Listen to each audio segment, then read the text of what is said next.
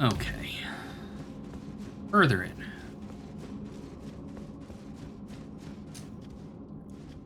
Alright, what do we got? Oh, Stone Digger Troll. Alright. This is an easy one. I think there's one of these that has like a fucking Crucible Knight or some shit in it. Oh yeah, and we way overpower this fella. I'm sorry, dude.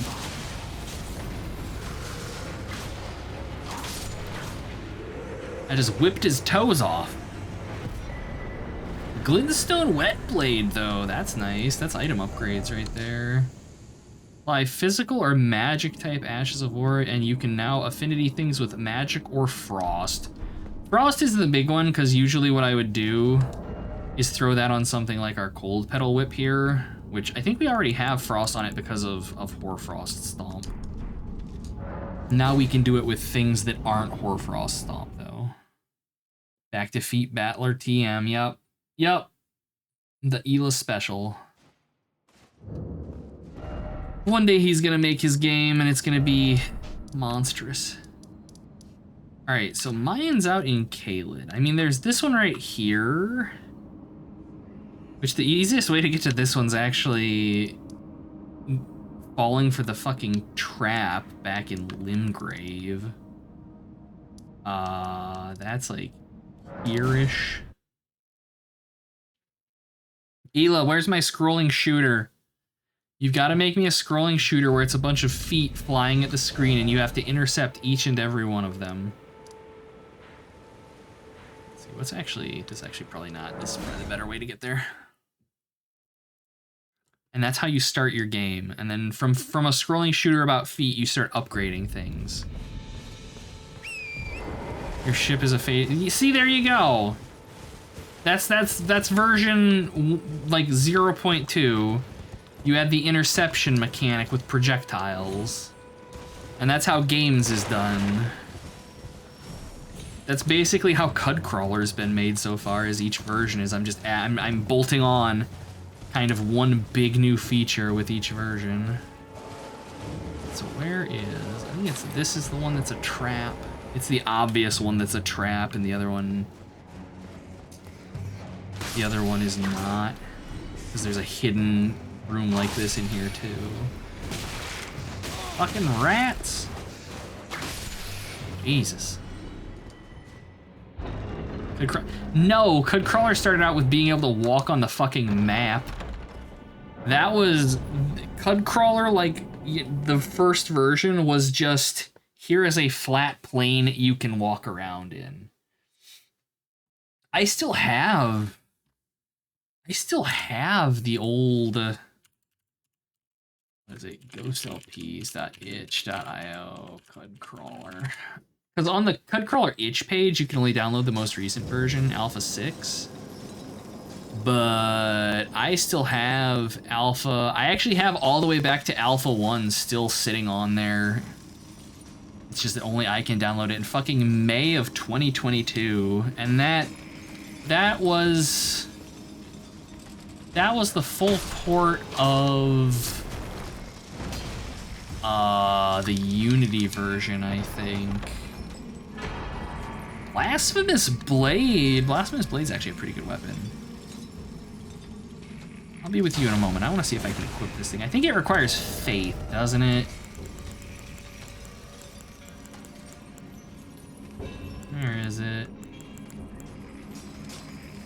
Yeah, faith. This weapon is fucking busted. Its special ability, Taker's Flames. You like puke out this cone of lava with it, and it trivializes everything. Just absolutely trivializes it. This is an amazing weapon. And of course we can't use it because whips, but also faith requirements. I hate these fucking things so goddamn much.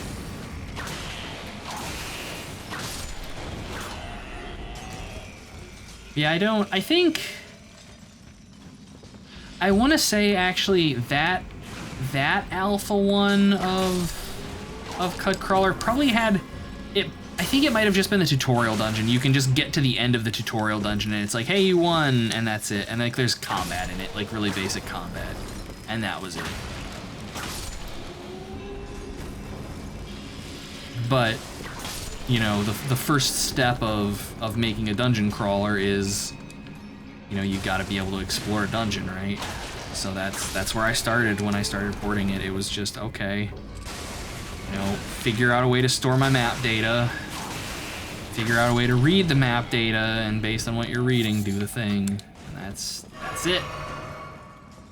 And then from there, it's just been bolting on extra shit little bit by little bit. Like this newest version of Cudcrawler, like it now has a shop. You can go to town and you can actually vendor off items. It stores what you've sold, remembers what you've sold, adjusts prices based on, you know, how many items of a given type are available, that kind of thing. This version of Cudcrawler is the player officially has a means of progression beyond just leveling their characters. Like you have gear progression now.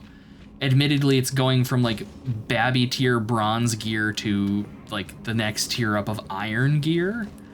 But it's there. Yes, supply and demand, absolutely. It caps, because the shop caps at, I think, for non-consumables, it caps at 9 items of a given type. And so if the shop has, you know, max stock of a given item type, they cost the least to buy and they sell for the least if you're selling them. But with consumables and stuff, which actually aren't in the game, with consumables, those will stack much higher. Those are going to stack to like 9,999 or something ridiculous.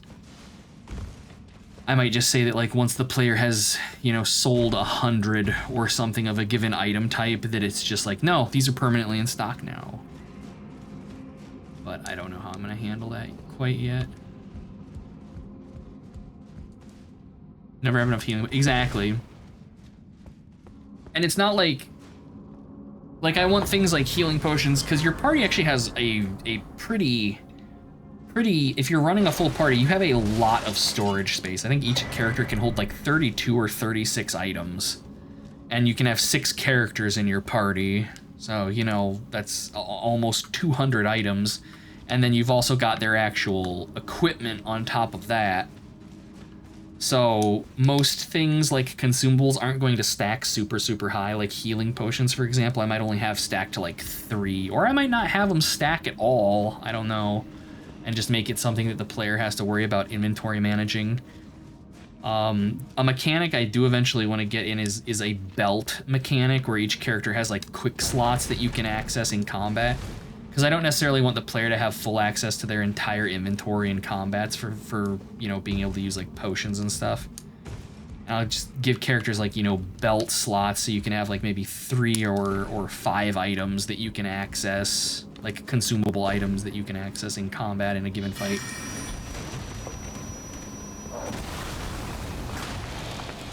And I would, of course, if I did something like that, probably program in some smart restock system. So it's like if you have healing potions in 3 of your slots and you use 2 of them at the end of combat, if you have healing potions in your inventory, it'll plop new ones in there for you. God damn it. Walking is hard.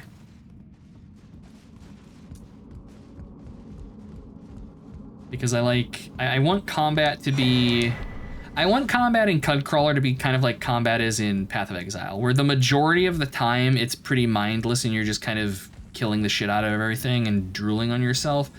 But, you know, if you're going to fight a boss or something, I want the player to maybe take some more time then and consider things a little bit before just mashing attack or letting the auto combat handle it. At least until they hit a point where they just completely outclass something, in which case, you know, you're just doing, at that point, loot runs, basically, which is also something that I find very satisfying in games. I've always said that I'm making Cudcrawler as the dungeon crawler that I want to play, the kind of game that I want to play. And so, for better or worse, that's where it's going to end up. And I mean, I'm not completely uncompromising on things. Like if everybody's like, you know, this mechanic is just not fun, then obviously I'm going to take that into account. Or at least add like a difficulty option toggle to it. Like for example, enemies destroying your gear. That's something I eventually want to have in the game. Permanent ability score damage, where, you know, you might get hit by like a ghost and it permanently drains a point of your constitution. And oh, come on. And that's one that, for me, I'm not going to be bothered by it because items that boost your stats permanently aren't going to be super rare. But if players don't want to deal with that, I want to give them the option to just disable it. Because I want the game to be something that just about any fan of the genre can enjoy, as opposed to just like the tryhards. Okay, so where? Because we've been down there. Oh, there's a passage up here. Exact copy of which. Oh, no, no, no.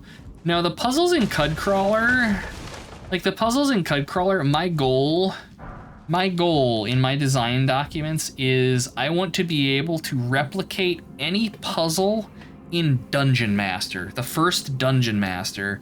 I want to be able to replicate any puzzle from Dungeon Master in Cudcrawler.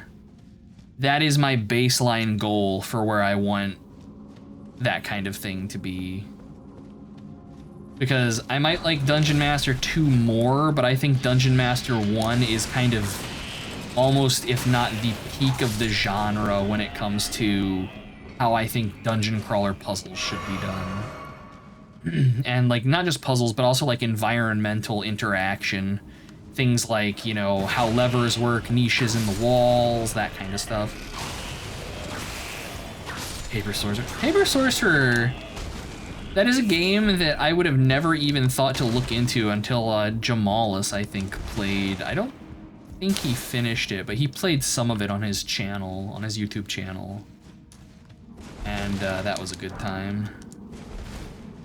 I like the art style of the game a lot, and it's a shame that it, like, the developers kind of just disappeared, I think.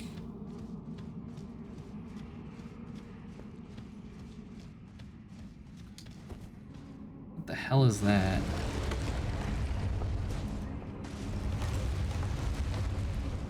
Yeah, I think modular difficulties are a good thing. Oh, it's a falling star beast. This is gonna be horrible. Hello. Ow. Anytime now, Mimic Tear. I hate these things so much. And of course it's in Caelid.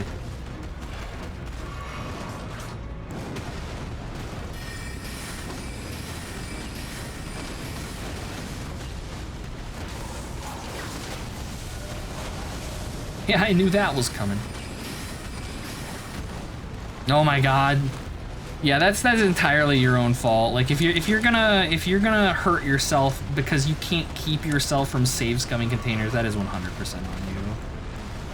At the same time, I hate games that do that, that let you do that.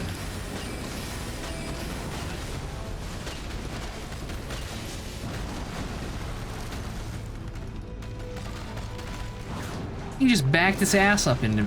Alright. Impressed with the move towards modular difficulties in games. Yes. Yes. Iron Wet Blade. Cool. I mean, there are always going to be those people that whinge about it and say, oh, you're besmirching the developer's vision. Fuck off. If the developers are that uncompromising in their vision, like, they won't have made the game with the difficulty options. And if you need to play games on, like, Hurt Me Daddy difficulty to feel any sense of satisfaction so you can lord it over people, that makes you kind of an asshole. You know, very much all of these are you problems for most people. So yes, I am all for making games more accessible.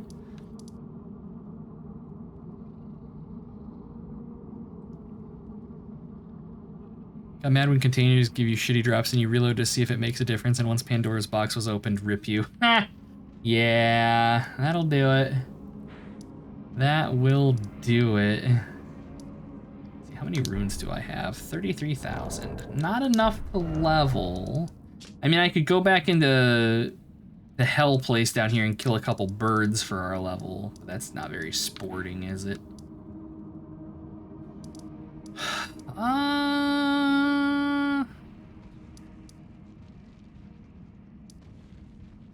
We're gonna go kill a couple birds and then we'll do some fire giant fights, I think.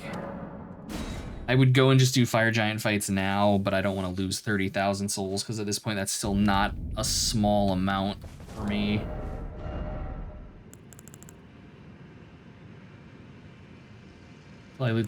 Yeah, no, that like it doesn't hold any interest to me to do that in games. It's like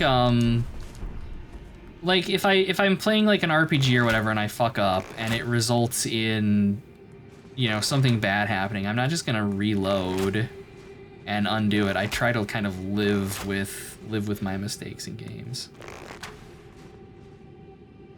Which I remember that was something that okay. That was something that years and years and years ago somebody bitched about in my Echelon Book 2 playthrough, was that I saved too often. And it's like, I save because then I have to live with my fuck-ups. Like, I don't know what you're talking about. But, I mean, hey, you know, if that's not your jam, though, I mean, that's not your jam. I'm not gonna tell people how to enjoy their games. Come on, arrow. Go through the tree. There we go. But yeah, in something like Paper Sorcerer, though, that's kind of painful, though. Like, not being able to have predetermined chest drops. The Echelon games, they're not that bad. They're not, like, amazing or anything, but they're not bad.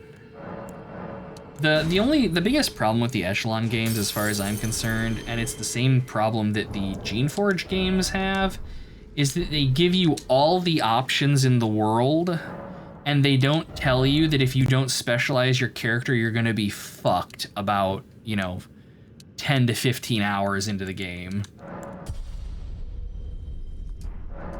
But if you go in knowing that, it's not too bad. Just look at my playthrough of like Echelon Book 2 versus Echelon Book 3. Book 3 was much smoother. Tell me my accent was bad and you should fix it. Oh, yeah, that's... Anybody that doesn't speak with a, you know, typical American accent is gonna get that. I can't understand you past your accent. It's just like how, you know, people will find my videos and they're still like, I don't understand why you're talking in this playthrough. It would be better if you weren't talking. Like at the very beginning, I don't say welcome back to, you know, Let's Play X when the entire point of Let's Plays is the commentary. Indian YouTuber with his accent being too thick. Like, yeah, and I mean, that's a fair criticism to make, you know, if you can't understand what somebody is speaking. You know, I work with a guy in my second job now. He's a supervisor, and almost without fail, anytime he says anything to me, I have to ask him to repeat it. Because I just don't understand what he's saying. And it's like, it's not out of malice. I just don't understand you, dude. I'm sorry. Imagine if I had a camera. Oh, man. For streaming, it's a little bit different. For streaming, I think people expect a camera. I've had some comments in my stream VODs of people being surprised and asking why I don't have a camera. But not so much for the Let's Plays, thankfully.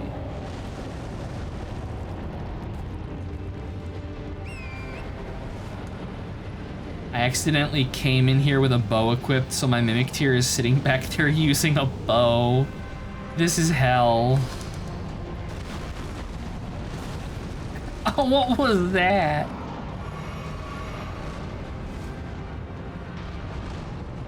People expect a camera. Well, a lot of it, like for streams, it makes you feel closer to the streamer. Like, I get it. I understand why people do it for streams. For like Let's Plays and stuff,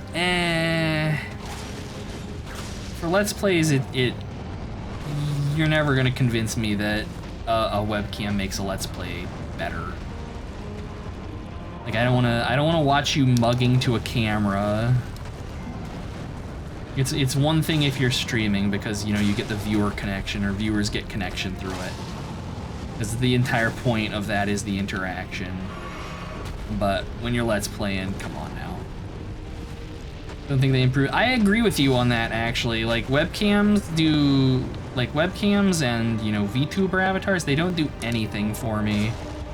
But they're popular. I mean, fuck, I've got one. I just use him for the programming streams and he sits in a corner and looks adorable.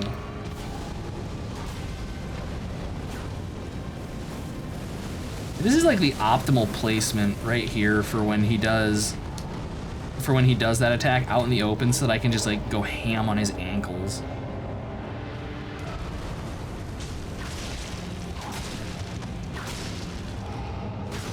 My poor little Mimic Tier ain't doing shit because I came in with a fucking bow. Like it's a personal only feat, oh god. Give him ideas. The gaming cat does not need ideas.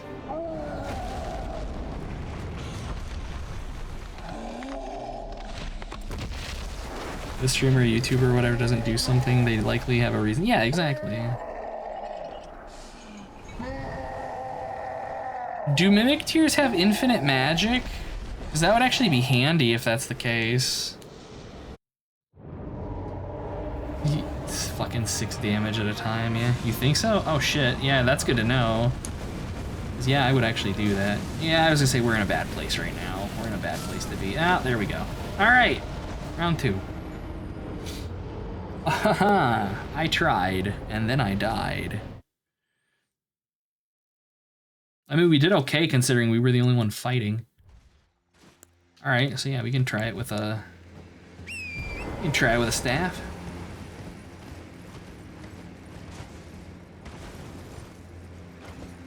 Has anyone told me I'm playing Might and Magic 7 wrong?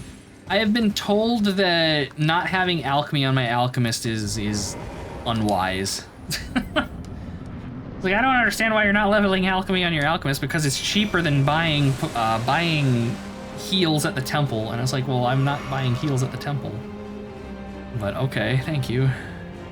I'm definitely. Oh man, I have had a lot of people saying stuff. Nobody's being shitty about it. Yeah, Headhunter. That's the one everybody's throwing a fit about. I'm like, fucking suck it up. I don't want to collect skulls. Eat shit. I do what I want. You're not the boss of me.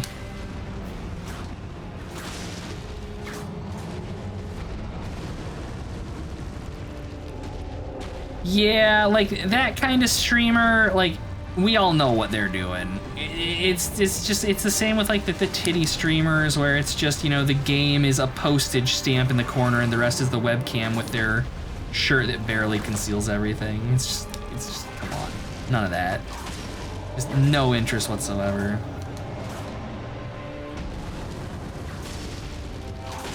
Anytime now, Mimic Tier, you can help. He's getting in there. Get him.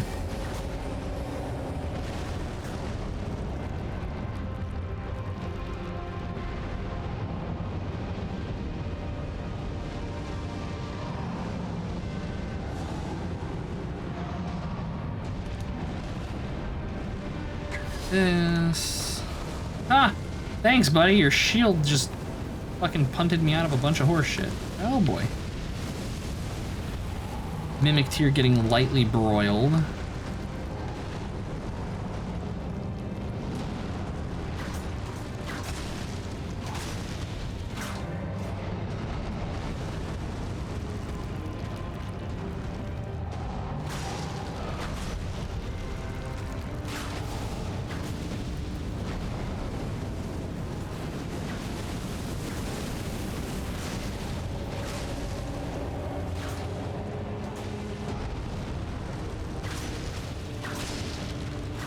I'm not ignoring you, chat. I'm just trying to lock in and kill this stupid fucking thing because I don't want to do this boss fight.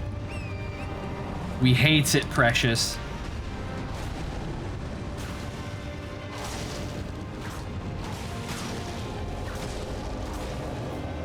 There we go. Jesus. Oh,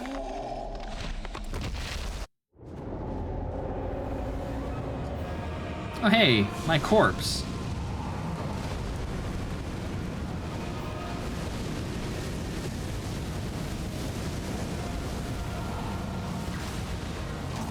Mimic Tears out there just like trying to survive. Oh no, there he goes. That was brief. Alright.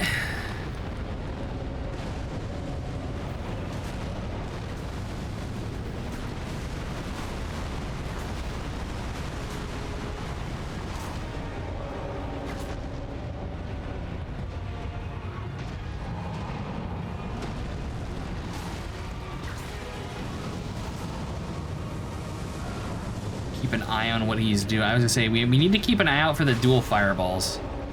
Because the dual fireballs are real dangerous. These and the other ones, these will fuck us up. Ow. Bruh.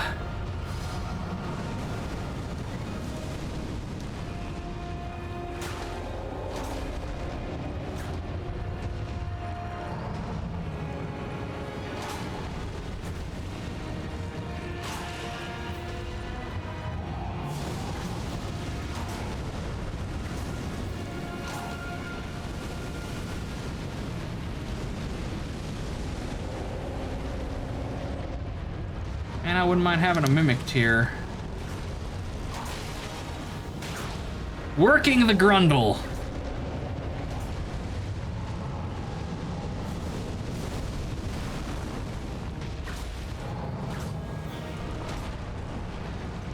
This fight is so miserable. This is so miserable.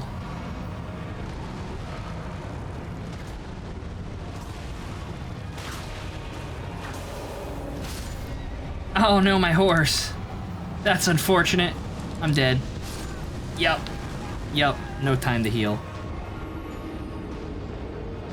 I think last time, when we did the best we did, I summoned the Mimic Tear at the halfway point. I think I'll try that again.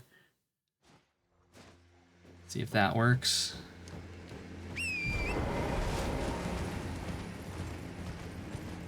Like this fight is miserable. I think I mentioned it previously that this is where my first playthrough of the game, I stalled on this fight and I stopped playing for like a month because I was just tired of it. This in Malekith. Victor is better in melee, yeah. Hey Celt, good to see you. Welcome. I'll be calling it here momentarily. This is the last attempt I'm giving this tonight. Before I hit the hay. Phase 1 I find easier on foot.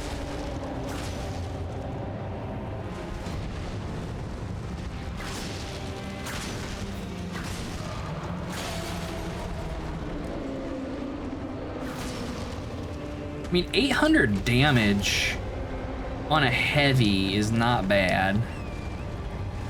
I do need a kaiju of my own. I would love a fucking kaiju of my own. Let me bring in one of those fucking magma golem things from the DLC. I bet one of those things could solo this guy.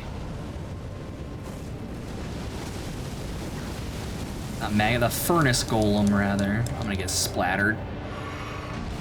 Yep, saw that coming.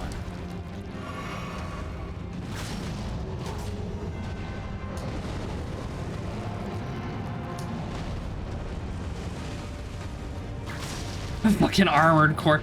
That would be great.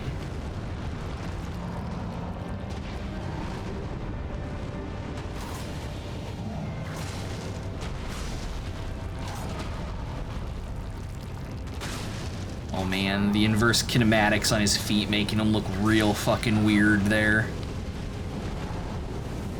Nope.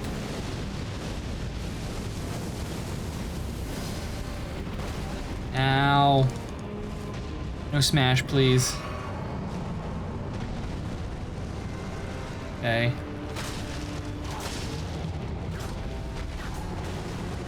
I saw it coming. There was nothing I could do. Alas. Oh, I didn't even know you could throw fireballs in this phase, dude.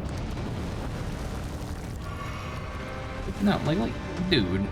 Find a place and be there. This fight is going way worse than the last one thus far.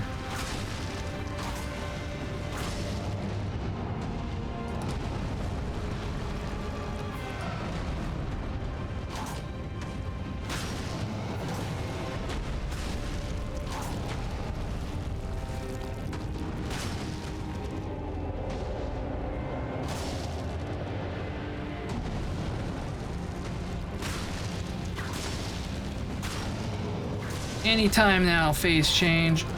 Ow.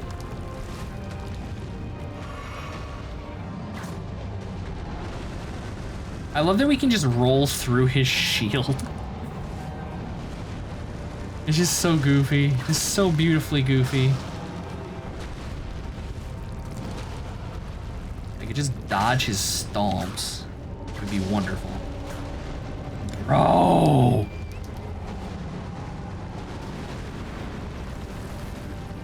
For God's sake. Phase. Christ. Mimic tier. Heal. Cowardice.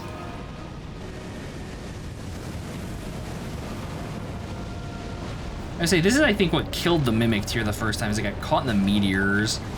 That or it was his chest vomit. It was actually probably his chest vomit attack. Where he just, like, pukes lava all over everything.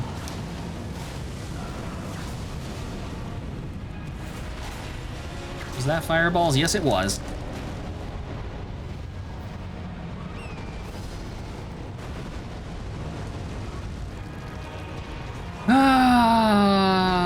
Ooh.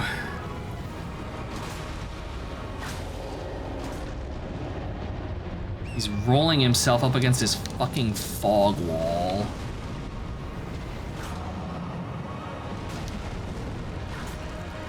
So this is normally when you would smack him in the face, but like he changes out of that phase so quick that unless you're like already there, not a whole hell of a lot you can do.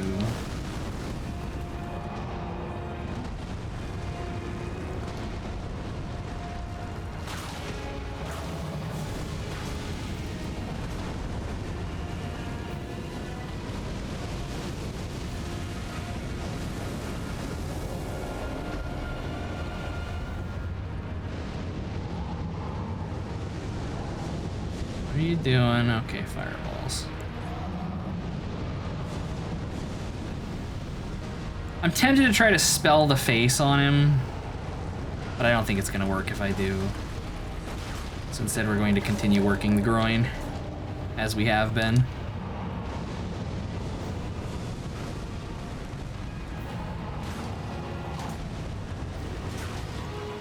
This fight is the worst fight ever. Oh my god, just imagine he's freeballing the entire time. You have to dodge his individual testicles. Oh, that fucking frost proc doing work. This is dangerous. Camera trying to murder me. Mimic tier almost dead.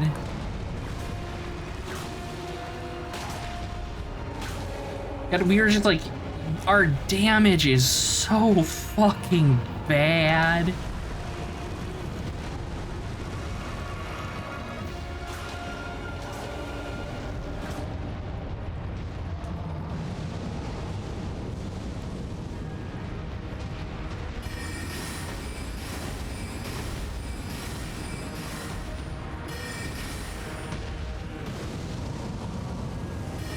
I don't fucking care. Just, like, hit him with spells, please. Out of mana. I'm gonna shake my head for 20 minutes while I determine why my spells aren't spelling. There we go. Fuck this boss fight. This is a terrible, terrible boss fight. The final boss of Dante's Inferno is still the biggest penis in gaming. Really?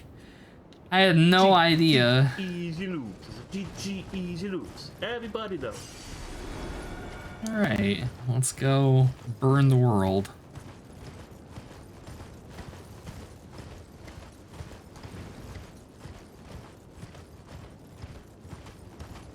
So big old Floppy Johnson swings about. I mean, alright. Hey. I guess good on those devs for wanting to get some dick in their games, I guess.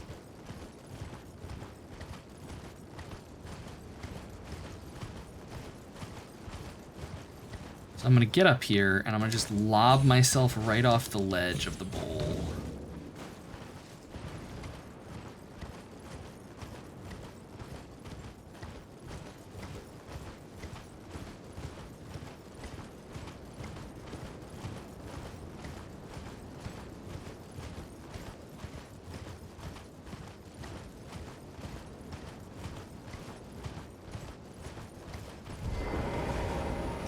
Okay, first levels. Yeah, it still blows my mind that that game was even made, if I'm being honest. From what I understand, it's not a bad game, but I don't know. 3 levels. Do I go intellect? Or do I just... I think I'm gonna just stick with Dex.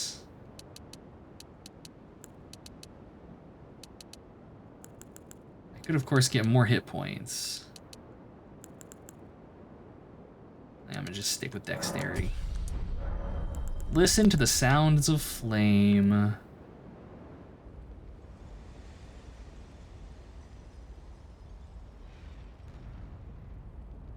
That fucking face.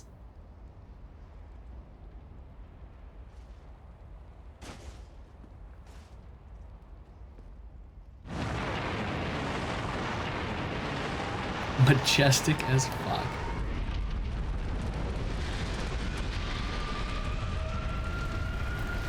So this is new for me. I've never actually gone this route.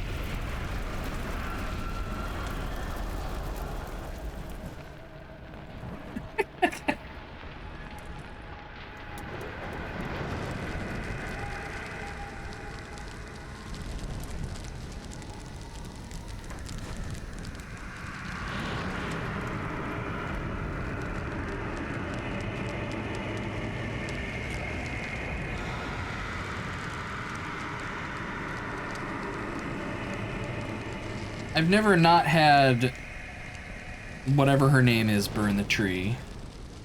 I've never done the madness route through this, where we get this glorious visage.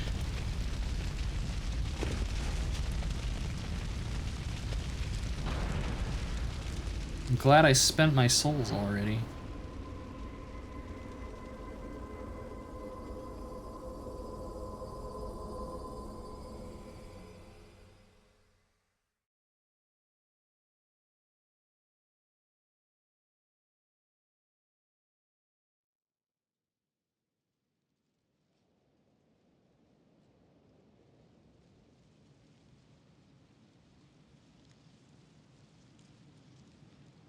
Yeah, the madness route is one that I don't know how anybody, like, I don't know, how, like, finding it is insane. Just absolutely insane.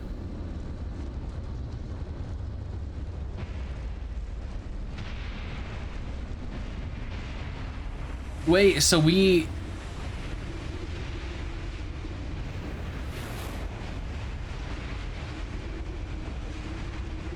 So we completely skip the burned city then and go straight to fucking...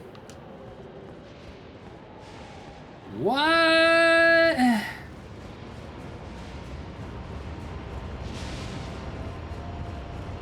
This is before we burn the city?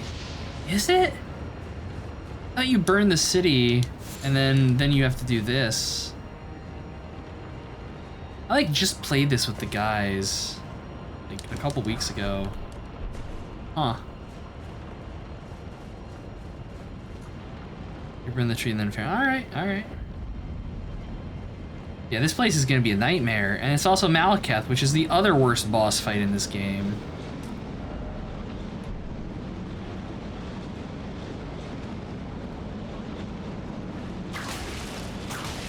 Man, I am not looking forward to the Hori-Lu fight at all. Oh my god, this is terrible. We deal no damage. I'm gonna get bodied. I just want to get to a fucking restaurant. It's like a room or two. It's like right over there. Oh man, this is gonna suck.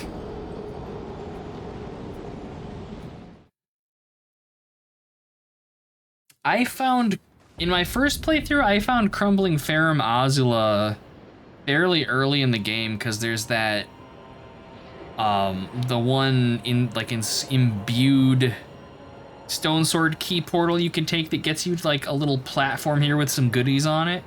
And I thought this was like the coolest looking fucking area, and I still think it's actually a really cool area. There's, you know, there's just like fucking tornadoes and shit everywhere. But yeah, actually having to play through it, not fun. I'm not looking forward to it. That's about how I feel right there. And luckily, it's late enough that I can be like, oh, well, I guess this is as good a place as any to call it a stream.